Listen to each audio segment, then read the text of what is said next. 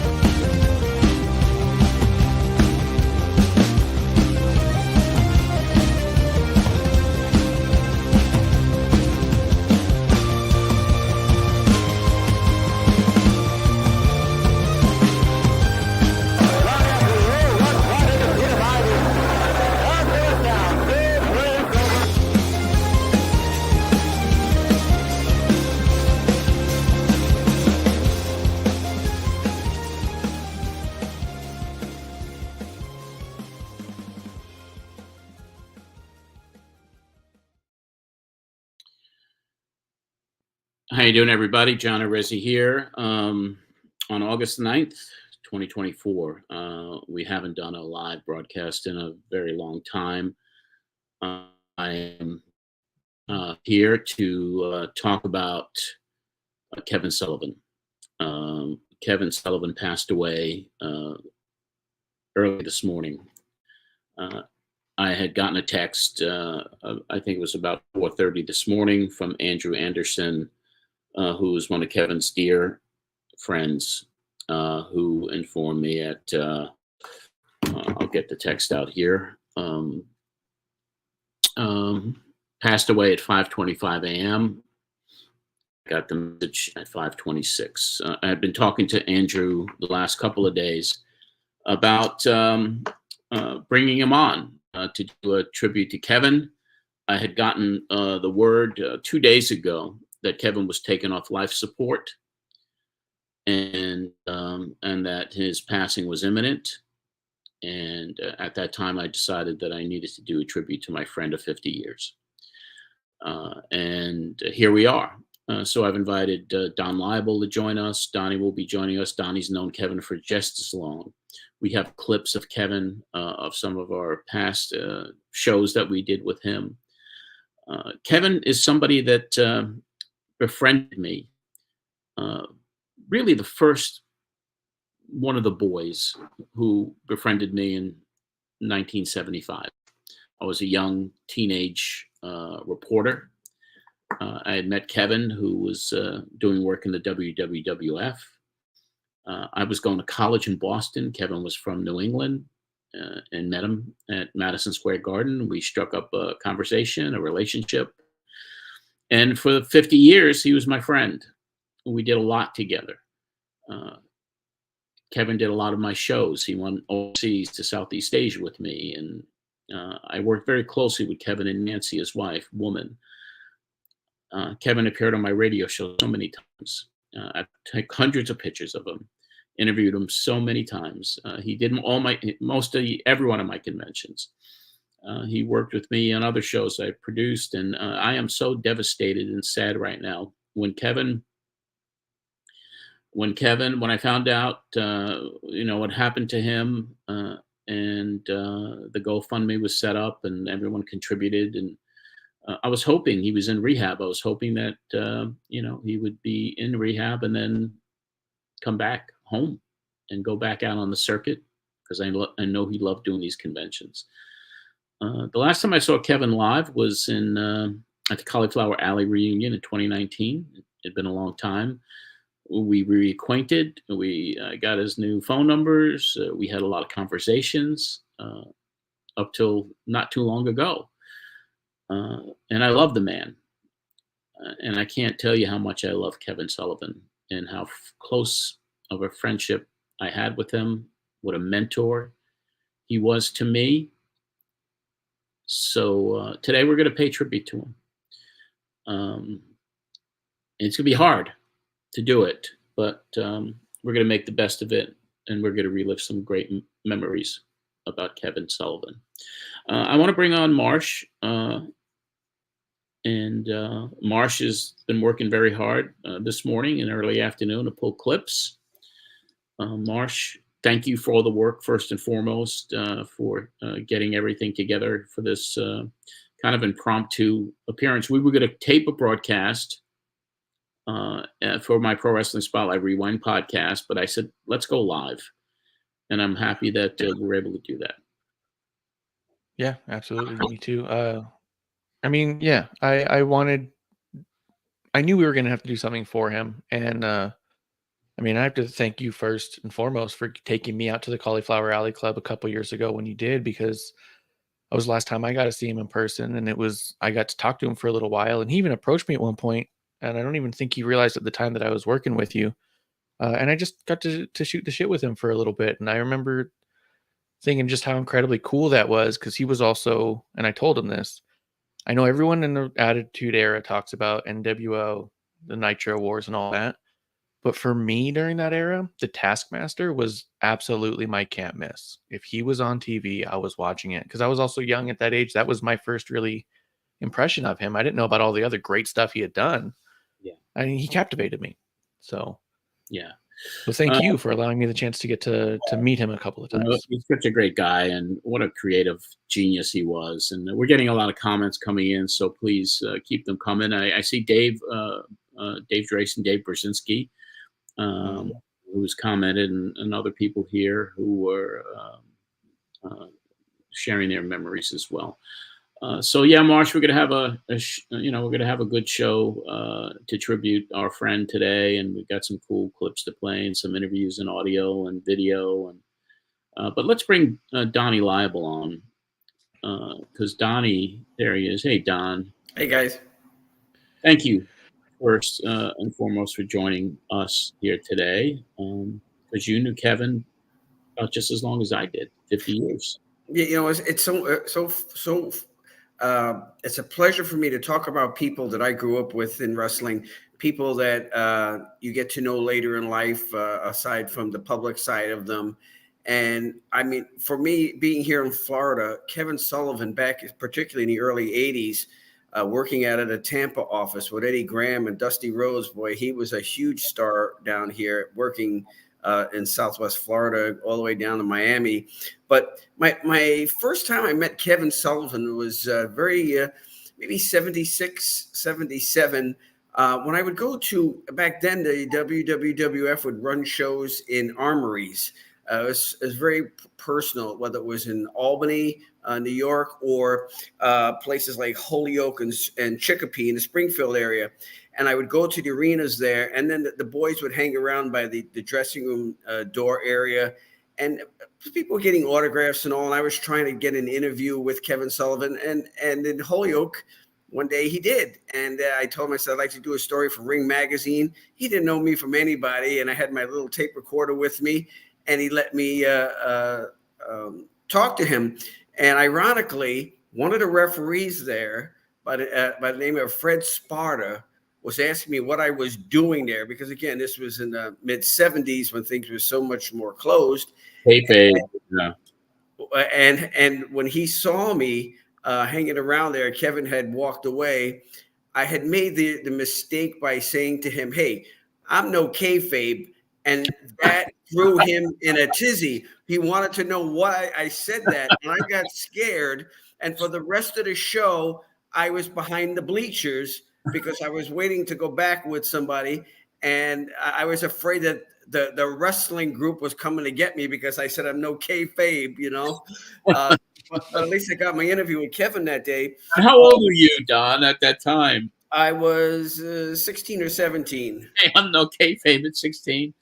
And that was pretty big back then, I mean, after you mentioned Dave Drayson, Brzezinski there, I mean, when we all met back in 75 or so at the convention in Boston, that changed me forever. But then I remember, we see people as they age. I mean, we remember Kevin when he was a very young man. And over the years, it progressed, as we all do. We change in appearance and all. And I always, my lasting view of Kevin will be the pictures that you took of him, where he used to wear the red, white, and blue trunks. Yes. And he looked just looked like just a regular farm boy, kind of tough guy. And my two lasting memories, one when you had the Sheik at one of your conventions and Kevin was talking with him, and the Sheik was not even talking to anybody else, but that was something to be around the two of them. But clearly when you had your show in Dallas, and I've talked to you so many times about this, how great this was. You had Sherry Martell, Kevin and Woman there, Jake Roberts, Diamond Dallas Page, and right before the show, whatever, they wanted to cancel the show, the local promoters, from ticket sales or whatever not being what they wanted. And you and Kevin went to speak with these people and took a no to the show went on. And afterwards, that night, you and I and Kevin and Nancy were walking the streets in Dallas. We found a Miami sub shop. We sat in there, but the whole idea was, wow, here we are years, maybe 20 years after I met Kevin for the first time. Now we're sitting in the restaurant, just the four of us talking. Those are memories that they just stay with you. You're so glad to have. Yeah. Kevin was so instrumental with that show in Dallas, and just so many other things, other memories with Kevin. Did we, after a Boston show, did we go out with him? And that was not him. That was Missy Hyatt and Eddie. Missy, Eddie, and Paulie. Okay. Yeah, we all piled in the cab. All the time with Kevin. And Kevin, you were talking about the Sheik and my convention in '93, my last convention, and I wanted to do something special. So I threw out the idea to Kevin. I was like, what do you think about the Sheik? Do you think he'd do one of these autograph things? And, I don't know, John, the Boston accent. I'll call him up. And then Kevin called me back. He said, he'll do it. And Kevin facilitated the booking. Kevin also facilitated the booking for me and Ric Flair in '91. He got Flair, he vouched for me, and Rick knew me from, he threw me out of the dressing room in Philadelphia because he, I was back there trying to get some interviews. But Kevin facilitated that. Kevin did a lot for me. Kevin was somebody that was a confidant, a mentor, and just a dear friend. I mean, we talk baseball just as much as we talk wrestling when we were together. I'm glad you mentioned that, because same with me. Some shows I would go to the Boston area that Tony Rumble would promote, and Kevin was on most of the shows. And I could remember getting to the shows early, getting in the dressing room, and just talking baseball with Kevin. And he'd have that Boston accent about, I don't tell you about them Yankees and those Mets. And well, one day I gave him a Ted Williams autograph. It was on a Hall of Fame plaque card. And you would have thought I gave him a payday. He was so thankful for that. But I said, you'd enjoy this more than I would, holding on to this. And boy, I know I made his day for that. It was a special time. He loved his Red Sox. Oh, yeah. And, my fondest memories of just hanging out with him and Nancy, and just even overseas when we went to Singapore and Philippine Islands, and just being able to just spend so much time with them. And he, when I was looking to book Nancy at I think one of my first autograph signings for Pro Wrestling Spotlight, it was after my first convention. And I asked Kevin, is it okay if I book Nancy? And he was like, yeah, and we cut a deal, and he trusted me with her to make sure that she was taken care of. And so we went back and forth, and there's multiple appearances on Pro Wrestling Spotlight over the years, dating back to when I did the show in college in 75, 76. Wow. Kevin used to come on that show at that time, and he was a young guy. So we hit it off, and we remained friends. And granted, when I left the wrestling business, you lose touch with people. But once I got back in 2019, and then when I saw Kevin at the Cauliflower Hour convention, it was like no time had passed. Isn't it great? Yeah. But it's just a sad day today. And we got a lot of people watching this, which is great. And everybody on here, we got a lot of comments coming in. And so we'll try to get to some of those and read those intermittently as we're doing this broadcast. But Marsh, why don't you kind of, we're going to go on a little bit of a journey and we'll comment after each one of these little clips and videos and audio pieces. So, Marsh, tell us what we have today. I know we have a combination of a lot of different things to share with everybody. It's a couple different eras and stuff, and like you said, he was on your show in the 70s, so it really wasn't that big of a leap to expect that when you brought Pro Wrestling Spotlight to the radio, that he would be on your flagship show, your primary, your debut. April 9th, 1989. Yeah. And it's just also kind of cool. And it's one of those things I've appreciated about the more I've learned about your relationship with him is he was oftentimes one of your first calls anyways. You're doing something in wrestling, I got to give Kevin a call. Yeah. And he never turned you down, you know? Yeah. So we have this one. This is just, there's not a lot to it. It's not super deep. He was just putting over his program that he had going on, and you were setting With it up. the NWA at the time. With the NWA, and this is just his first appearance on there. And I like your setup on this one too, because this is when they started the program with Teddy Long that brought him into being a manager. And this is pure kayfabe too. Pure kayfabe. First one, the World Tag Team Championship changed hands last week. There's a referee that is now working in the NWA by the name of Teddy Long, and he is, I think he's cracking up, to tell you the truth, because some of the decisions he made and has been making recently do not make any sense. He gave the Road Warriors the fastest count in the world last Sunday as they lost the tag team titles to Dr. Death, Steve Williams, and Mike Rotundo of the Varsity Club. Now, what happened last night in New Haven, I got to speak to all the participants in this big title change. And what we did is we spoke, first of all, to the captain of the Varsity Club, Kevin Sullivan, and what he had to say was that it was not luck.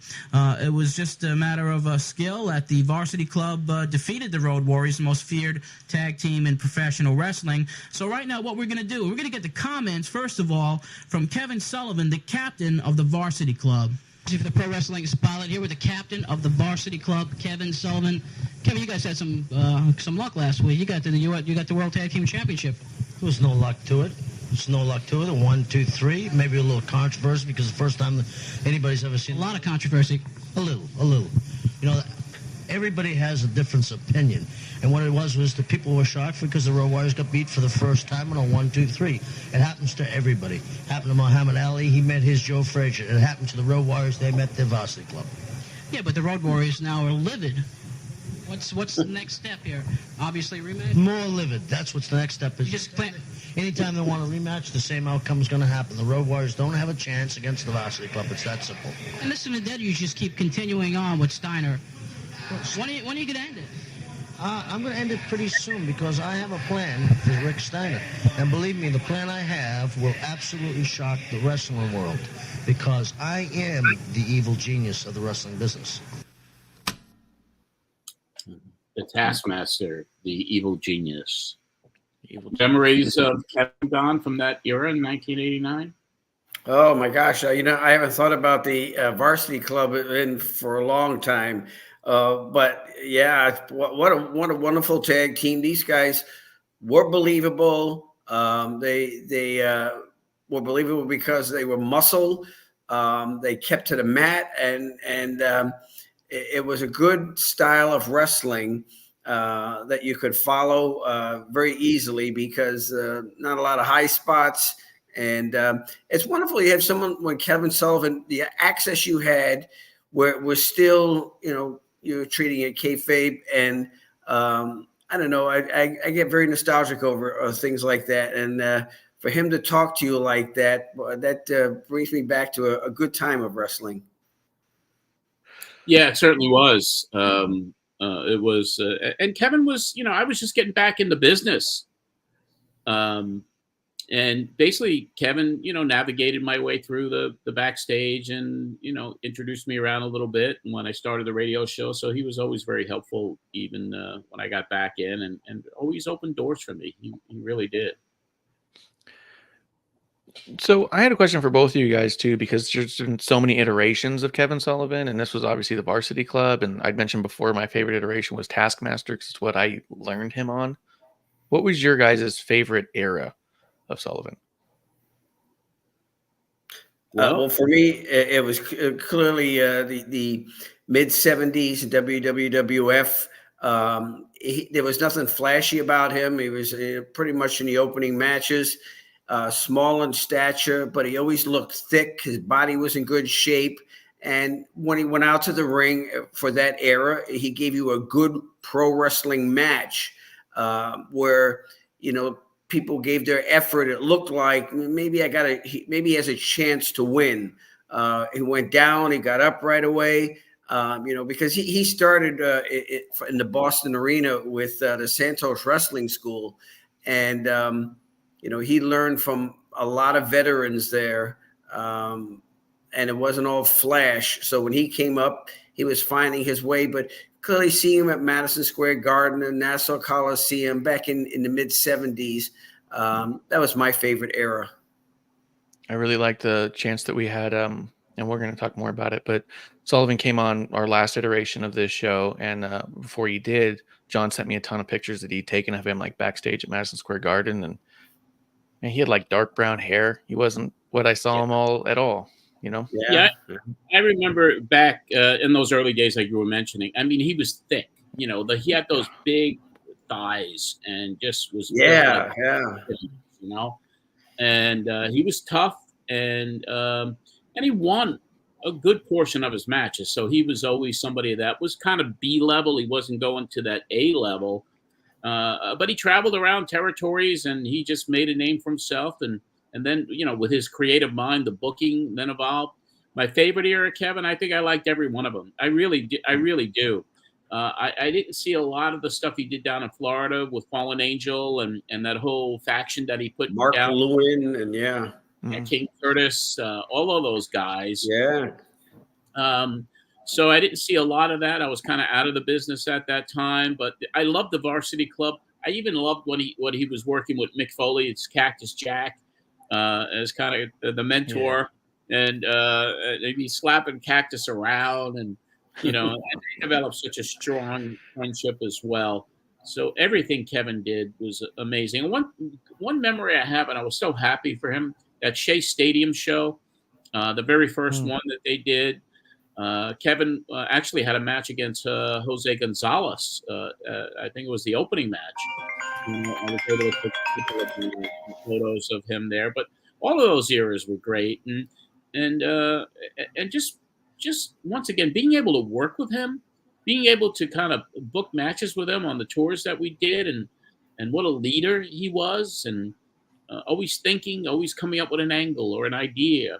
And then his days with, the ECW, when he was at ECW as well. And then Nancy became so prominent there with Sandman. And it was like every era was a great era with Kevin. And Kevin always, and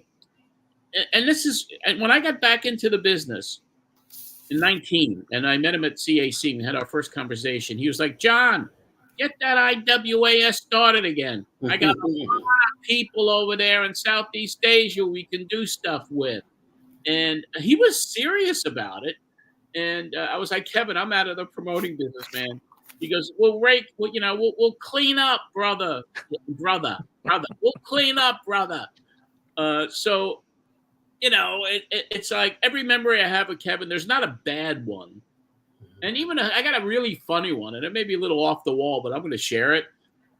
When I was doing the Southeast Asia stuff, and Kevin stayed by my house on Long Island for a couple of days because we were either planning some booking for IWAS or whatever we were doing. And my mom was like, my mom's Snooky. You remember my mother. You know how she was. She was a little paranoid about everyone, and when she first met Mick Foley, Cactus Jack, she was like, I was so afraid of him, and he was the gentlest guy to her. Kevin stayed over, and I guess in the middle of the night, I guess Kevin woke up and went to use the bathroom.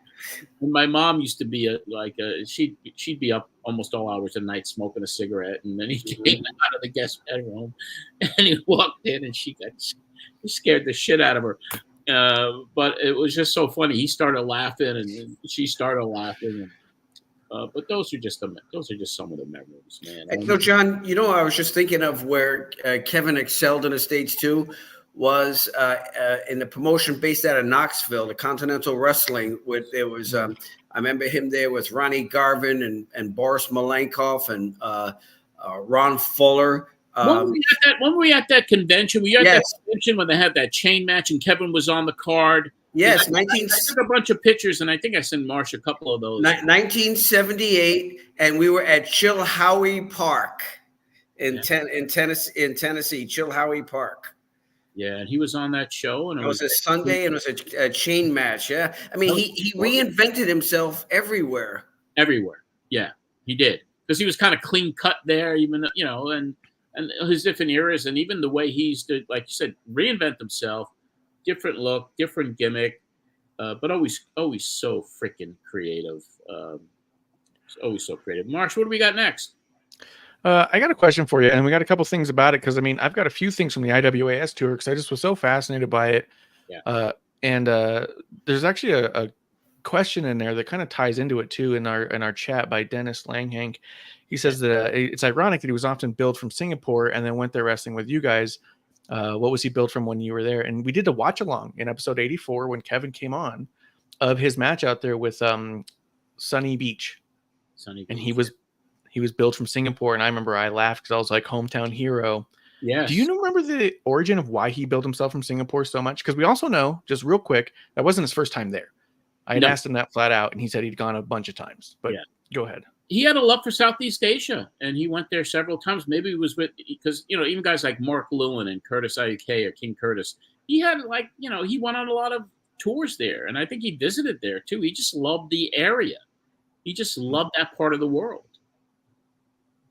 It was always interesting that someone billed from Singapore had such a Boston accent. Yeah, he went to New Zealand and Australia often, and that's why he was billed from. I guess he was almost like an Abdullah the Butcher at times as well. When I say that, I mean with brawling and blood and whatnot. I think Kevin knew that he had some limitations, particularly his size in a business that was always looking for monsters. Yeah. So he always had to reinvent themselves, like when he had Woman and a couple of other girls down here in Florida. And he had a fair amount of press on that, which was really good. Yeah, absolutely. Let's play a clip of, it's a series of promos back to back to back. It's about 3 minutes long, so there's not a ton of them, but it was getting ready for your IWAS tour. And it was just really kind of cool to see how much he was willing to put in. He didn't half-ass anything. Yeah, it was good.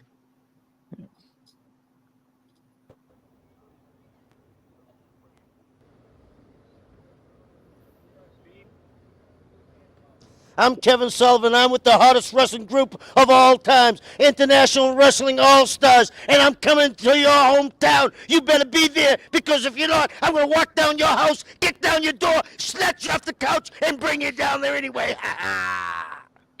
Okay. Okay. Same thing? Okay. I'm Kevin Sullivan, and this is none other than the Fallen Angel, and we're coming to your town, International All-Stars, the hottest ticket this summer. Be there. In a few, he starts going towards Jake, too. Where did you guys film this? Okay.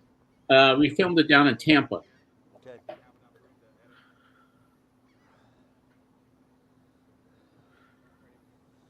I'm Kevin Sullivan, and this is the Fallen Angel, and the hottest ticket this summer is International Wrestling All-Stars. Be there. It's coming to your town.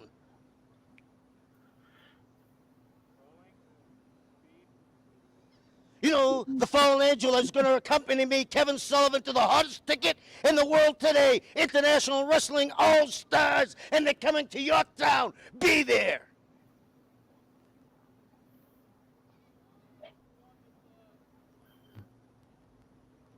The two baddest apples in the whole world are Terry Funk and Kevin Sullivan. Well, I'm Kevin Sullivan, and this is the Fallen Angel. You see, Terry Funk, if I lose to you, I'll even give it to you. I ain't gonna lose ever to you, Terry Funk.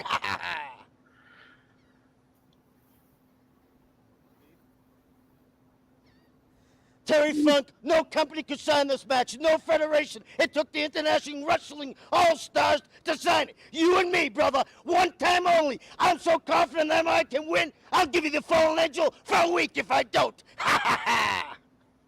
It's insane. Insane. You see, the International All-Stars... Stop me again. The International Wrestling All-Stars think they're going to throw a guy named Johnny Rotten? You think a little punk like Johnny Rotten's going to stop me? Me, the man that is so vicious, his whole family moved and never sent him a postcard? Johnny Rotten, I eat guys like you for breakfast.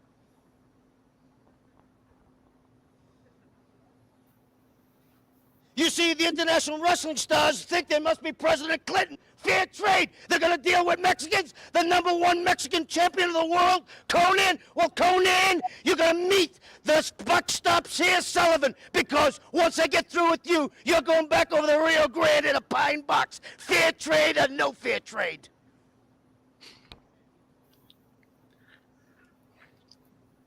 Conan, the fallen angel has told me, accept the challenge for the IWA Junior Heavyweight title. You see, Conan, we have a plan for you. You see, they're going to have fair trade in Mexico, and the fair trade is I'm going to take your belt and send you back there with 2 pesos.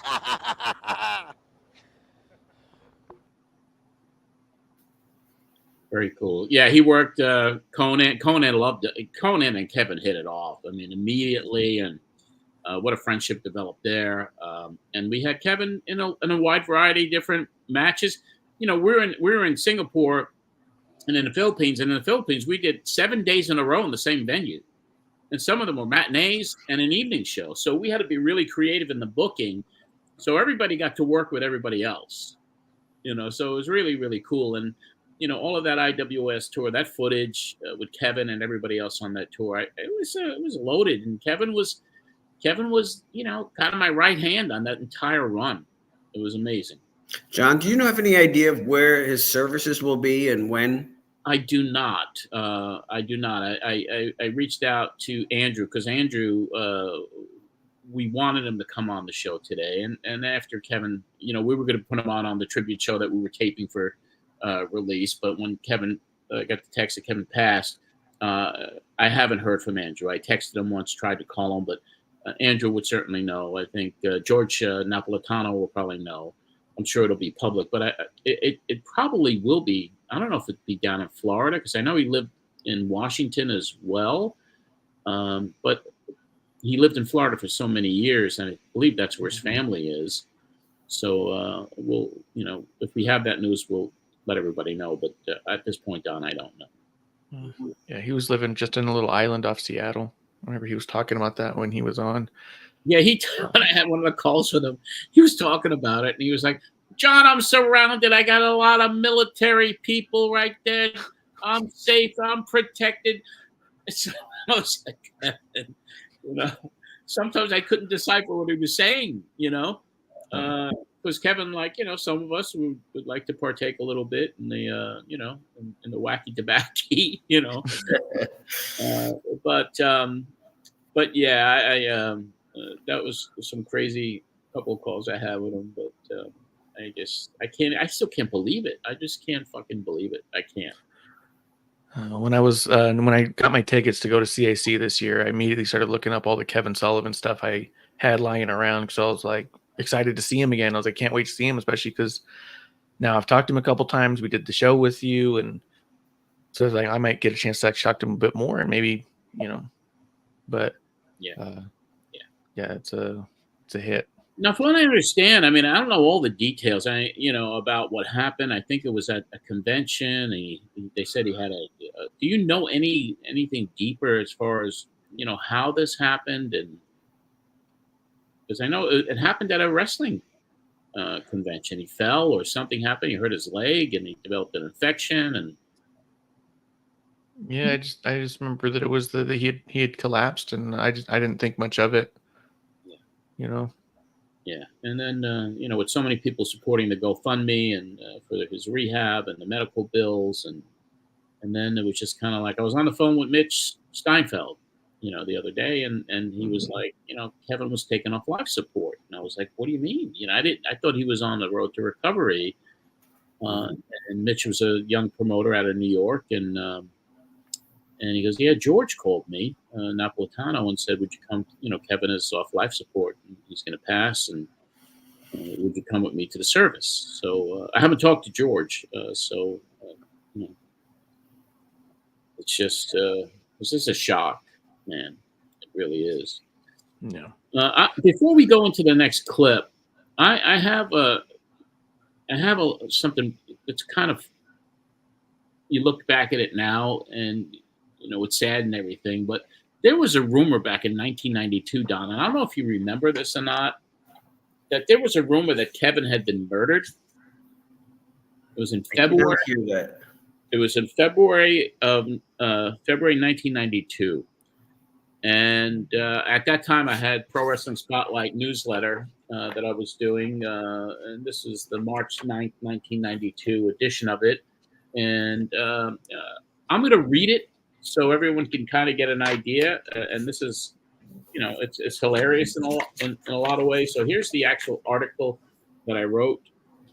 And it is entitled, "You Can't Kill the Devil or the Death of Kevin Sullivan." So I'll read it, and it was crazy now that you look back at it. It goes like this. Kevin Sullivan is one of my closest friends in the wrestling business. I've known Kevin since 1975 when he was just breaking in. So when I heard about Kevin's death, it stunned me. My phone rang at 1 p.m. on February 17th. Carmine DeSpirito, editor of the Wrestling Eye magazine, a.k.a. the creator, a.k.a. UB Marks, asked if I heard anything about Kevin Sullivan. No, I didn't, I replied. He's dead, said Carmine. Died of an overdose. My heart went into my mouth. I immediately hung up and tried to confirm the story. I first tried Kevin's number. His machine picked up. It was an eerie feeling listening to the voice when he might not be with us any longer. I left a meek message asking someone to please call me regarding something I heard about Kevin, and then I hung up. Calls were placed to George Napolitano, other wrestlers, promoters, and reporters. No one knew anything. Finally, at 5 p.m. that day, I spoke to Kip Fry, who at that time was leading WCW, who informed me that he spoke to Kevin earlier in the day. And I just let out a sigh of relief. My feelings then turned to anger. Who started this rumor and why?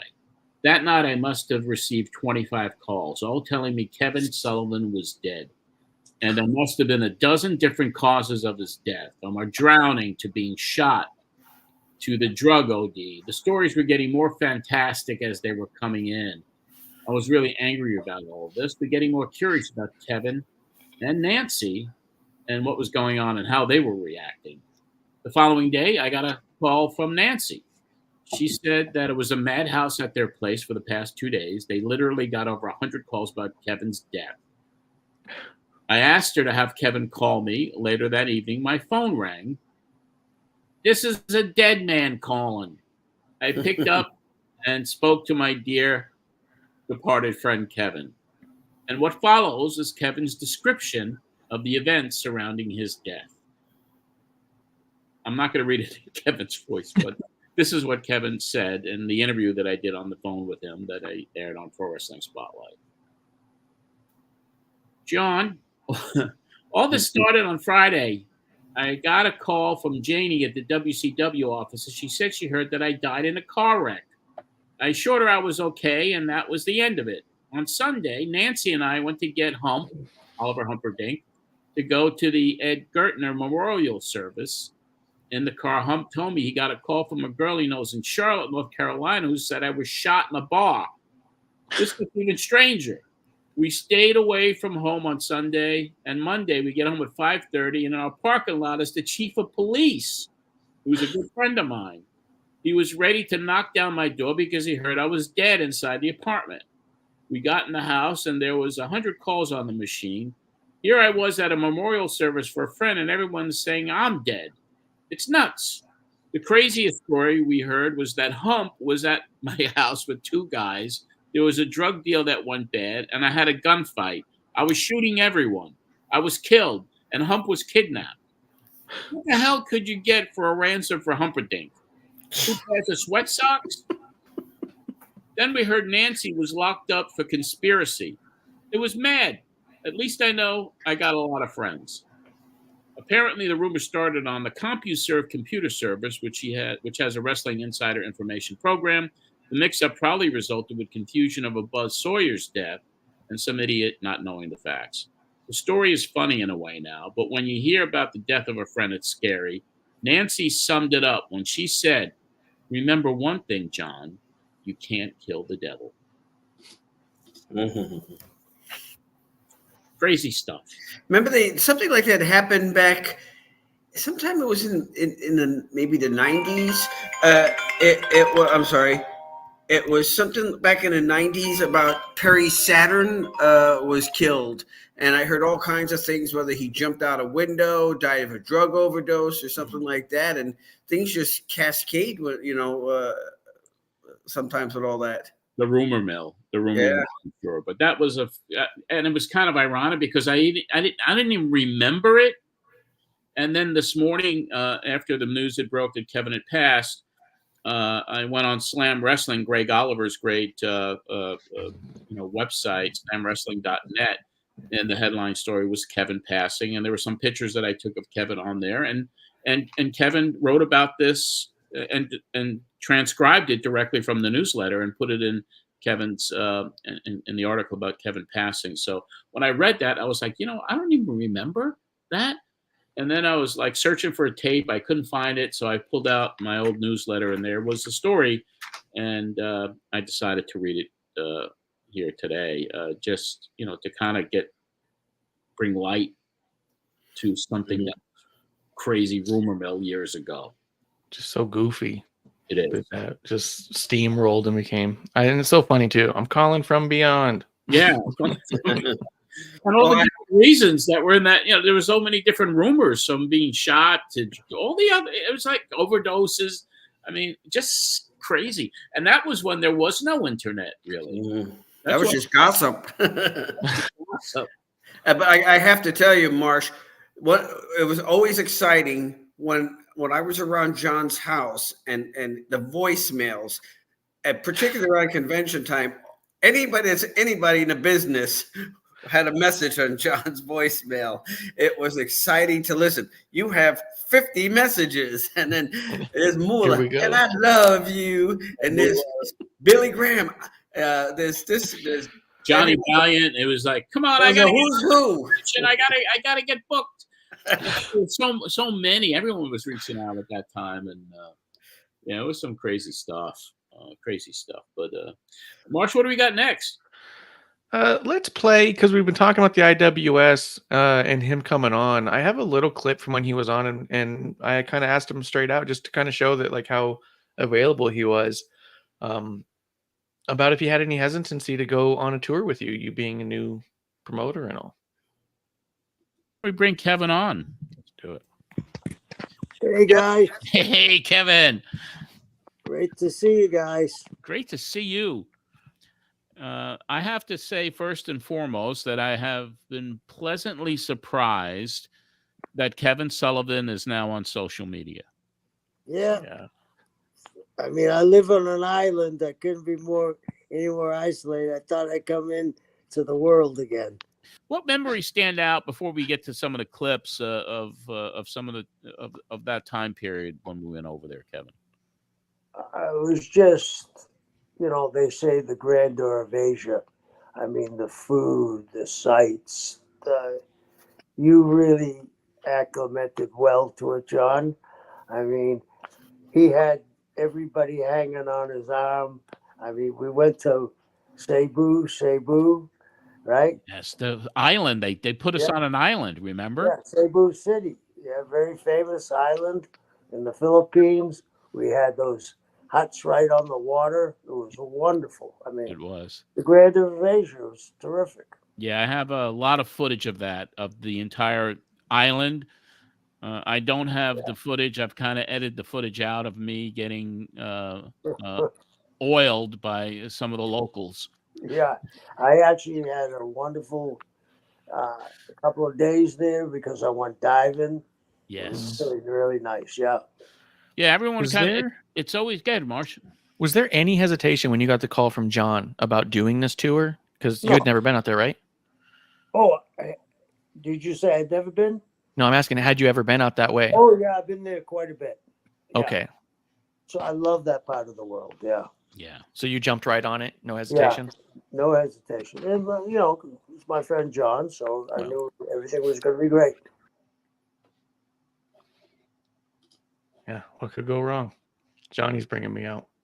Hey, that was a great tour. I mean, the promoters put us on this little private island, and it was filled with food, and there were girls. There was scuba diving, there was jet skiing, and the whole tour. Everyone that was on the tour. We had We had Diamond Dallas Page and Bob Orton and Conan and the Mexican Minis and the Power Twins and Sonny Beach and Kevin and Wendy Richter, Medusa, Greg Valentine.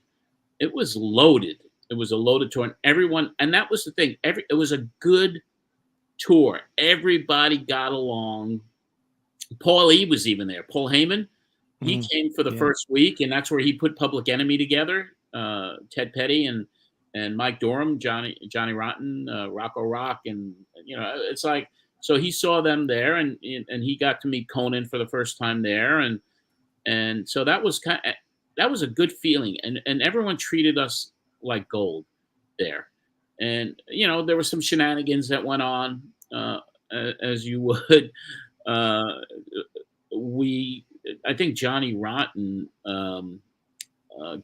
actually crashed a party of Imelda Marcos in the hotel. We were at the Manila Hotel, but everyone, especially going there, coming back, the plane trips, everyone had a wonderful time.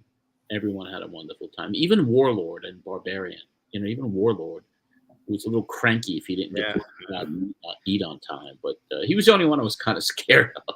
Because he was like, what are we going to eat? When do I get to work out? Was that the only time that Paul would have managed Warlord and Barbarian?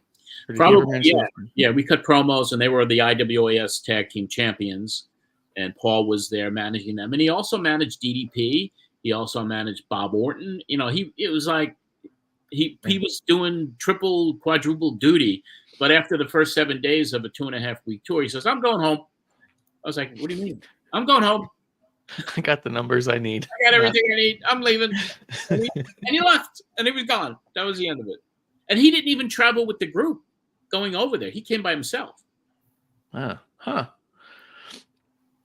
A quick question about Kevin while you're out there, because you were mentioning, some of the difficulties with some of the talent, and I mean, some of them we got in the archives. There's plenty of stories that being held up for some money in a few of these. Did Kevin ask for anything extra while he was out there? Like a bigger payday to help with the booking and stuff, or maybe did he ask for anything special or anything extra? Or? I negotiated a pretty good rate for Kevin and for Nancy, and he came along. That tour was it was a $250,000 tour. I mean, that's what we were paid to go over there. It was $250,000, and that was in 1993. So that's pretty good money. Yeah. The ones I had the problems with were Ultimate Warrior, who was supposed to be on the tour, and then I agreed to pay him $25,000, and then he wanted $50,000, and I had agreed to pay $50,000. And then my advertising started. He hadn't signed his contract, and then there was 3-4 weeks before the tour, I'm in my lawyer's office, Ron Scholar, who eventually we worked together to bring AAA to the United States, and Warrior is on the phone with Ron and I, and Jake Roberts and DDP are in the waiting room waiting to come in to get their contract signed and get their deposits. And Warrior's like, John, I can't go unless you give me $100,000. So I was like, I can't do that. And then the voice is raised, and finally he says, I ain't going unless I get $100,000. I said, well, you agreed to 25. Then I agreed to bump it up to 50. I can't, and I won't pay you $100,000. Well, I'm not going to go. I said, well, go fuck yourself. And I hung up on him. 2 seconds later, Jake comes in because I agreed to pay Jake. I think it was like 15, 20, something like that. You were going to pay that son of a bitch $50,000, and then he held me up for more money. So Yeah. that was But and Kevin with was, as much no one else asked for anything more. It was just Jake holding me up. Even when we were there, did a couple of double shots. Jake, and I think Kevin tried to talk to him too, but Jake was Jake. Jake. Now, John, did he not have before you went on the tour, before you left with Kennedy or whatever? Didn't Jake have a problem with his snake? Did he have it killed or something? We had an issue with Jake, a couple issues at JFK Airport. We had our own private representative from Singapore Airlines with us, and Jake had this white albino snake, and he didn't check it like you're supposed to check animals or whatever. He kept it in his bag, but when we were in the waiting area where they had a separate area for all the boys and all of us, before we would get on the plane and go through customs, Jake took the snake out of the bag and started chasing around our Singapore Airlines rep. Of course, she reported it, and then the snake was confiscated. They didn't like that? That's weird. No, so we had to go find Jake a snake when we went overseas, and that was not an easy thing to do. But he was the only one. He disappeared to go to Jamaica, because JFK Airport's right by Jamaica, and Jamaica's a really tough area. He left, and he disappeared for like an hour or so he can go buy some crack. And then we're on the plane in business class, and he takes this little bag of crack, and he's dipping a cigarette in it, and he's lighting it up because you could smoke on the plane. And he smoked, and I was like, "What are you doing?" He goes, "It's crack, brother. You want some?" I was like, "No." Single pass this time. And then the flight attendant from Singapore Air was passing through, and she looked at him. He had this little thing, and what is that? It's candy. Do you want some? The endless Jake stories. But anyway, this is about Kevin and not about Jake. Even though Jake is good today, and he's back with his wife and all that. So God bless him. It's just one of those interesting things too, because we always know, I mean, especially with your friendship with Kevin, that he always did so much for you. And so I just thought it was notable that going on that trip and you asking him for help, and even that Dallas thing, he never was like, "I'll do it if," or "I'll do it but." It was never that. It was, "I'll do it because it's John." Yeah, and he would offer the advice. Like when we thought that show in Dallas, Don, was going to be, that was the end of it. Kevin took control. Yeah, he sat with Dee, I think her name was, Order. We went into the stands. We didn't even go in the office. We were sitting in the venue, and he just explained to her the bad press, the fact that the guys won't be able to get paid. This will be bad for your reputation. You roll the dice when you do a show, and he convinced her that, and she left and came back with the rest of the second half of the money, and we were able to get everybody paid in full, and everybody went home happy, even though she lost money, which was certainly unfortunate. And I took a lot of heat on that because it was a dead market, because they were giving away free tickets at the Sportatorium every Friday, and here I am trying to sell this all-star card with big names on it, but the market was dead. Yeah. Do you have a clip of the airplane ride or something with Kevin? Yeah. From coming home? I got Kevin. One of the cool things that he had mentioned when he was on was just how close he was to the Tanaka family. Yes. And it was evident in this. There's I shortened it to just their segment because you have a few minutes long clip, and I believe it's on your YouTube somewhere. Yeah, so everything's on, everything that we're pulling, also all the video is on our Pro Wrestling Spotlight YouTube channel. Yeah, it's all there. And this was just that segment because you go and show everybody doing everything. And one of my favorite moments on there was that you get a zoom in of Medusa's new engagement ring that they had gotten. Her and Greg had just gotten engaged. Valentine on that tour. Yeah, and I thought that was so cool. They bought new Rolexes too. Yeah. Cool. Yeah, when you filmed that, or when I came across that, I remember sending that to her and being like, "Did you see this? Do you remember this?" And she's like, "Oh my God, that's so great." But this is Kevin and Pat Tanaka just hanging out in the back of the plane, having drinks together, just goofing. Yeah. Hey, the two gamblers. Hey, we kill him in Manila, brother. Killer in Manila. The trip is over. Thank you very much for everything. Thank you, John. That's good, John. In here, John? John's hand. We're just getting you back here to get smashed for a little while. We came on the flight in a good mood. We're coming back in a good mood, which is unusual. Well, that's good, brother. I'm glad to hear it. It looked like you're too happy back here. I needed to unwind. Yes. That's cool, boy. That's great. Yeah, they were all happy. Everyone had a good time. And Tanaka was right. Me and Pat would hit the casinos and play blackjack, and we did quite well over there actually at the time. But everyone was fun. Everyone was happy. You can see that everyone was happy. And normally in wrestling, especially if you're doing something overseas or you go, it's a lot of people are just bitching, moaning, griping, but everyone came home happy. And Kevin and Nancy had such a wonderful time there. Wonderful time. Yeah, it's really cool, man. I love it too. When he was on episode 84, no matter how much I tried to like dig out of him about stories from Singapore, he just kept going back to the food. So good. It's just, the food was top notch. And he was blown away by the food more than anything is what I gathered.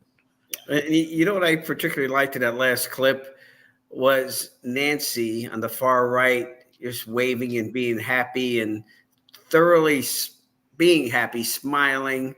And, here we are mourning the loss of our friend Kevin, and, she's gone. And it's just another part of your life that, as you get older, you start losing people. It's tough. Yeah. And in different ways, of course, Kevin, and unexpected with him, and Nancy, of course, what happened with her. And that was probably these two. I mean, out of all the deaths, and losing Bruno a few years ago, and people I was close to, Billy Graham passing, but Kevin and Nancy were special to me. I mean, I just loved them like family. And when she passed and the way she passed, I couldn't get over that for a long, long time. And even, knowing now that Kevin's not with us anymore, it's not easy. It's not easy. That sucked. As soon as I heard he was even sick, I was like, no.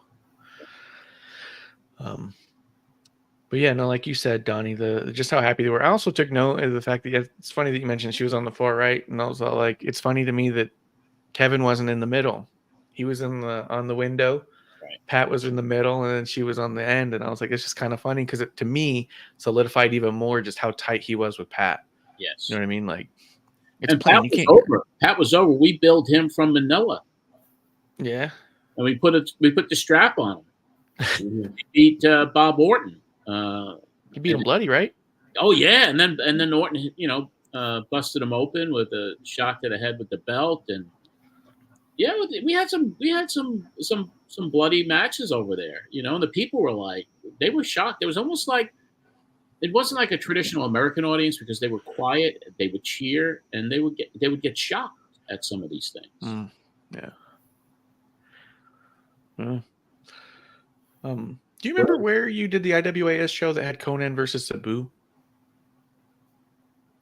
That was stateside, right? Actually, Don, you were there. It was in Caracas, Venezuela. Caracas, yes, we were there. Yes. Yeah, it was Rey Mysterio teaming up with Conan against Sabu and Psychosis. Psychosis, that's it. Yes.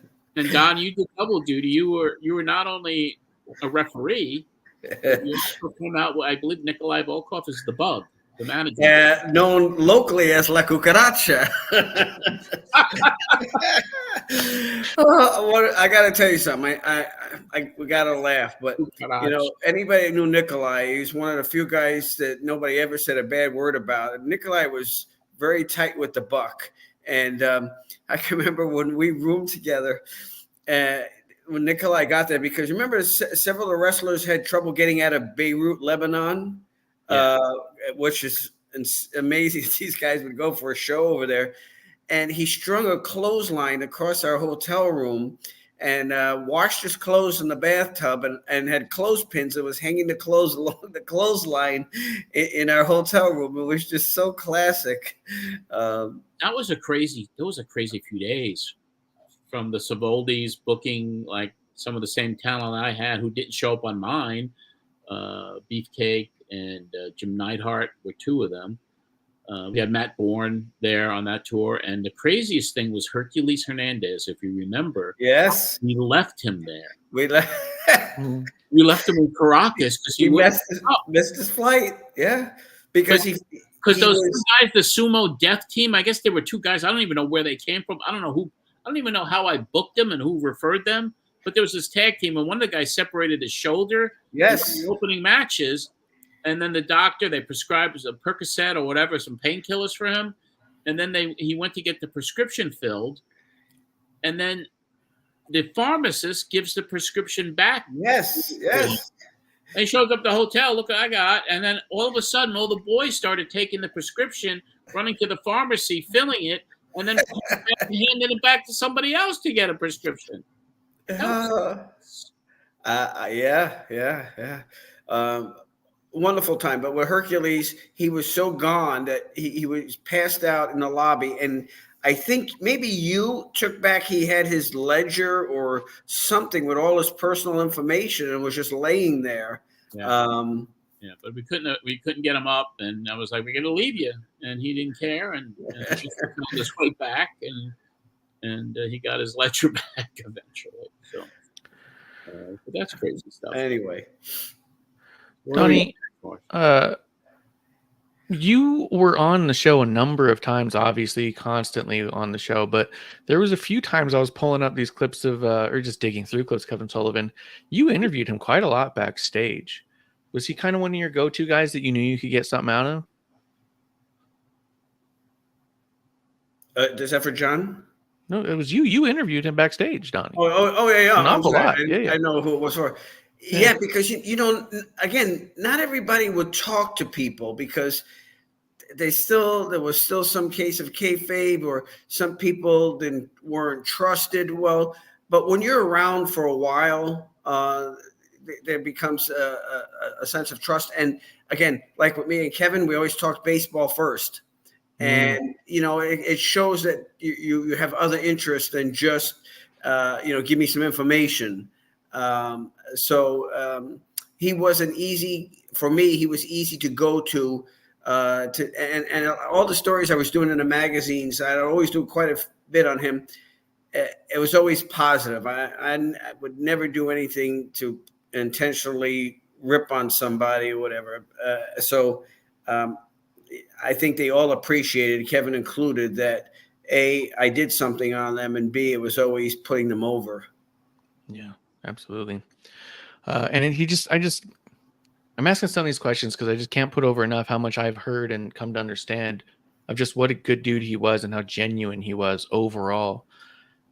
As much as people want to talk about how much of a genius he is, which is 100% true, I've also never heard anybody say they had a hard time working with him or that he was difficult in any way.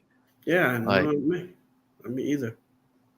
You know, which is amazing because, like you said, even that he wasn't superstar Billy Graham size in eras where a lot of them were. You know what I mean? Like, but he still maintained a toughness and a fierceness about him where he fit right in, and a brilliance about him where no one questioned if he thought we should do something in this match. You know, well, if Kevin says it, then boom. He knew how to be relevant. He always made sure that he kept himself relevant.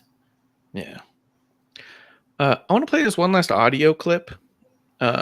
Again, when you had something going on, he was one of your first calls, and you mentioned about the IWS show too, that he was one of your first calls because you just knew, well, I'll get Kevin, and that's a good start, right? This was your 100th show, and you wanted to have a big powwow about it. You wanted to have as many cool people on as you could, and of course, you call Kevin Sullivan and Nancy.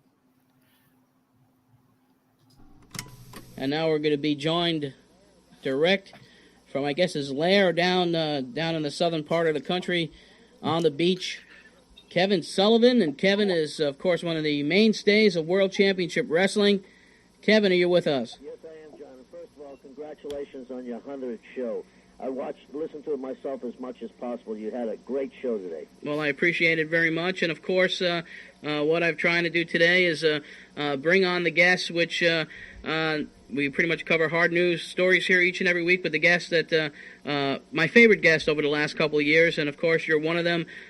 Kevin, I've known you for a very, very long time. Matter of fact, when I was shooting photographs down at the Boston Garden in the mid-'70s we first acquainted ourselves and watched your career, and it's been an illustrious one to say the least. And now you're back in the forefront of WCW. You have a new protege, I guess. You're getting some managing and also back in wrestling? Yes, I am, John. As you might have saw last night on the World Championship Wrestling on TBS, the one-man gang has awoken again. The one-man gang is now walking the earth again with me, and the one-man gang will be somebody to reckon with in the WCW in the next coming months. Well, there's a lot of things heating up in WCW, and just getting you back there. You've always been plotting against some of the fan favorites in WCW, and now with one-man gang. Now, is this a situation where you're managing him specifically, or is it other parties involved? Right now, Teddy Long is handling both of us. Teddy Long came to me with a problem, John, and the problem was Ron Simmons. But if you have a solution like the one-man gang, it doesn't seem to be a problem. But I'd like to say something right now, John. I think that the people that listen to your show need to know the great work you're doing, and I'd like to support you, and I'd like to tell these people to come out and support your Spotlight show, John, because what you've done over the last few years and this 100th anniversary show, it certainly is a mild mark in wrestling radio. Well, we certainly enjoy doing the program each and every week and putting on the fans conventions that we do, and the bus trips, the luncheons, the video parties, and it's just costly to be here on the air each and every week, and we hope that the fans listen to us and hopefully support us by joining our booster club and getting plugs you just gave me, and Terry Funk and Jim Cornette. We really appreciate that, and we appreciate your support by participating in a program like this. We have big news up here in the Northeast, Kevin. As you know, the World Championship Wrestling crew will be coming up to the Meadowlands, and that'll take place on Thursday night, April the 4th. And will you be participating in this extravaganza? Yes, I will, John. I wouldn't miss it coming up to the Northeast again. You know, I'm originally from there. And coming to the Meadowlands is really a coup for the WCW. And, John, I'm going to tell you what. To me, the matches are the best matches they've ever put together. Just to think about Sting and Flair in a cage, never mind the Giant. Putting the Giant in there with a cage against Sting, with Sting, I think it will tip the balance of the scales for Flair once and for all. Yes, indeed. Of course, Nature Boy Ric Flair, a 7-time champion of the world. And I heard a rumor, I don't know if you could substantiate this or if you know anything about it. Is it true that the World Championship Wrestling is planning a Clash of the Champions to be broadcast from the Meadowlands? Do you know anything about that? I heard, John, that has been a rumor I've heard before, that there may be a clash coming from the Meadowlands, and I wouldn't doubt it. There's a lot of things happening in WCW. Well, we're all happy that the organization is branching up here to the Northeast, and if there is a clash taking place from the Meadowlands, I am sure that the fans will definitely come out to support that, and it will be one heck of a show. I certainly will be, John. I mean, I'm looking for it.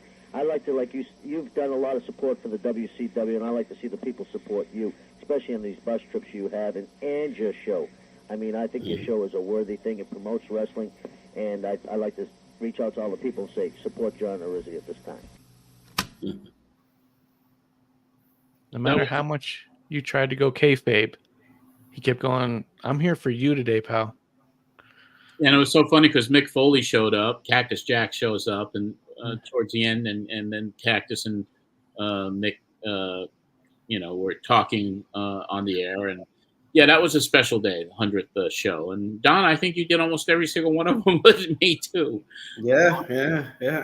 It's funny you mentioned the Clash of Champions. I was at the one at the New York Knockouts, the one they had up in Albany area. That was a tremendous show. Yeah, that was cool. Yeah, that was a lot of special memories, man. And I just can't believe he's gone.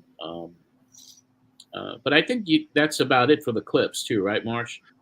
I think that's what we have, unless there's something you want me to dig up real quick. We have another clip that I'd like to hold off on because I think it would be really nice to get Anderson on. And Anderson, like you had mentioned before, was really tight with him. And actually, he won an award at CAC, and Kevin's the one who inducted him. And so I found that little speech, and I'd like to see that with him.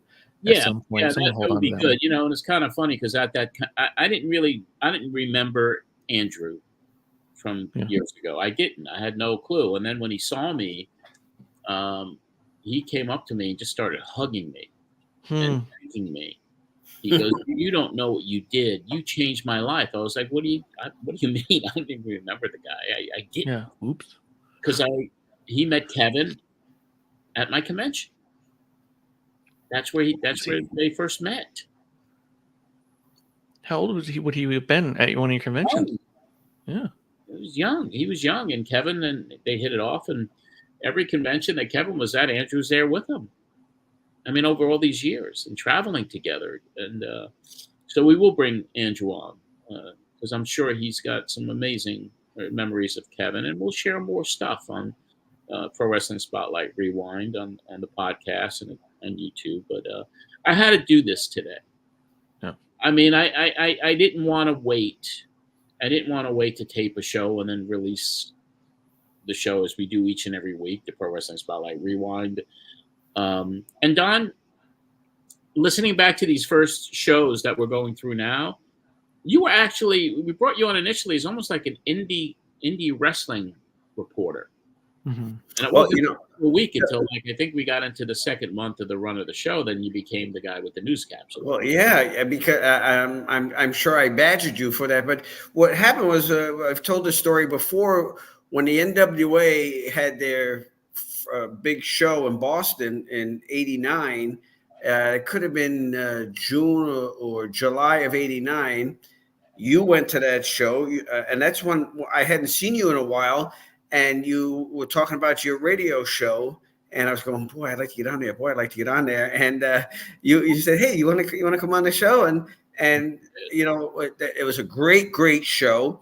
And then after the show, we piled into the cab with Paulie and Eddie and Missy, and went to Chinatown, and that started everything of me coming on the show. And like you said, just doing a capsule, and I stayed on for as long as you had the show, and then we had some really good times. But like with Kevin, where to me, when he passed, to me, it's just another part of the pro wrestling era that for me is romantic. It just represents just a wonderful time. Well, when I came on your show, we go back to, when going over your grandmother's house and going over your house and your grandmother and the cats and your neighbors giving his wife pile drivers. John Mazuka and his wife used to give her pile drivers. Pile drivers. It's just crazy. And then of course so we had all that. So it just, then when you came back into the scene in Boston that day, it just like, this is great. And, it's been there ever since, but just for me, a romantic era of wrestling when it was territorial and you had Jack Witchy's Arena and all those kind of places. Or like I was telling you, I was going to the armories where it was very close up, so that's what I think of Kevin. He represents, I guess with some people, if you do a baseball analogy, it would be like people that grew up with the Dodgers and the Giants and the Yankees in New York. It was a special time. Well, for me, I remember those pictures you took of Kevin in the hallway at Madison Square Garden posing with, his red, white, and blue trunks on. That's how I always remember him, as a young, thick, tough-looking guy who gave you a good match. Yeah, and he was stiff. He worked stiff. He was something else, man. To this day, and I can't believe he. John, back in the early '70s, there was a wrestler who was on shows mainly in New England, a preliminary guy by the name of Gene Dundee, who was really his dad was the one who had the wrestling school at the Boston Arena. So that was one of Kevin's trainers. So whenever I would see him, on whether it's at Witchy's or even at Boston Gardens or whatever, those shows in the Boston area, that's who was one of Kevin's trainers, at the Boston Arena. Wow. Well, I really appreciate everyone joining us here today. It's wonderful. Comments here from everyone, and Marsh, you put this together pretty damn quick. Thank you, Marsh. It's really amazing. And, for everybody out there, I mean, we do the Pro Wrestling Spotlight Rewind every week. We started again, Don. We started from the beginning again with the Soundville Media that's distributing our show.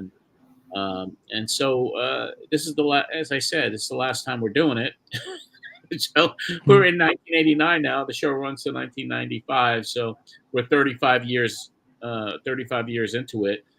So if you want to check us out on any of the podcast platforms, just look for Pro Wrestling Spotlight Rewind or Pro Wrestling Spotlight, the YouTube channel. There's so much content up there. A lot of content of Kevin, matches of Kevin, from Singapore and the Philippines. So that's youtube.com/Pro Wrestling Spotlight. Lots of content. Subscribe to it if you can. And we're going to be talking more about Kevin in the weeks to come. And we'll try to get Andrew on after everything settles down a little bit. And we'll try to get a few more people on and give us some more memories, play some more clips of Kevin. And maybe we'll do this live thing again, too, under better circumstances, but and maybe to follow up with a little bit more Kevin stuff. But Marsh, I want to thank you, Don, my friend, my dear friend of 50 years. You mean so much to me in my life, and you've always been there, right? And everything, conventions, everything, tours. And your mother liked me. My mom did like you. Rest in peace, Mom. But she loved Donnie, and my sister did. And, yeah.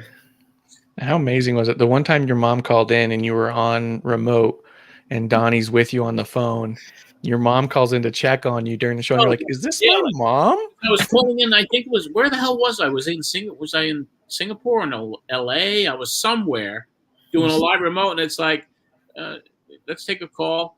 John, it's Mommy. I was like, what? You're like, that's my mom. And then Don grabs on the phone. Hey, Snooki. So good. But yeah, thank you for being willing to come on immediately and doing this. And I messaged you this morning when you messaged me, and I said, hey, if you want to wait a couple days and we'll just tell patrons everything's going to be late, like, take your time. And you went, I'm feeling it now. Let's go now. And so let's do it. Yeah, let's do it live. So that's what let's do it live. And it's good to be able to immediately share this with all the platforms. I think it's on Instagram, YouTube. It's Facebook on the Matt Memories public page there. So I think 3 or 4 different platforms are airing this live right now, and it's amazing, what technology can do these days. And we've had a really good amount of people joining us to remember Kevin and to hear our stories and listen to these little clips and the videos. And because everybody here who's commenting and everybody here who's watching, we all love Kevin Sullivan. We all love the Taskmaster. We loved him and everything he stood for in the wrestling business. Authenticity, believability, suspension of disbelief was Kevin's. Yeah. And he was a fucking great guy. All right, we're going to wrap it up. I got a Zoom call in 7 minutes. I want to thank everybody once again for joining us today and to remember Kevin Sullivan. And we'll be speaking to you real soon. Until next time, when we talk more history with you, this is John Arezzi for Pro Wrestling Spotlight. Rewind. Rest in peace, my friend, Kevin Sullivan.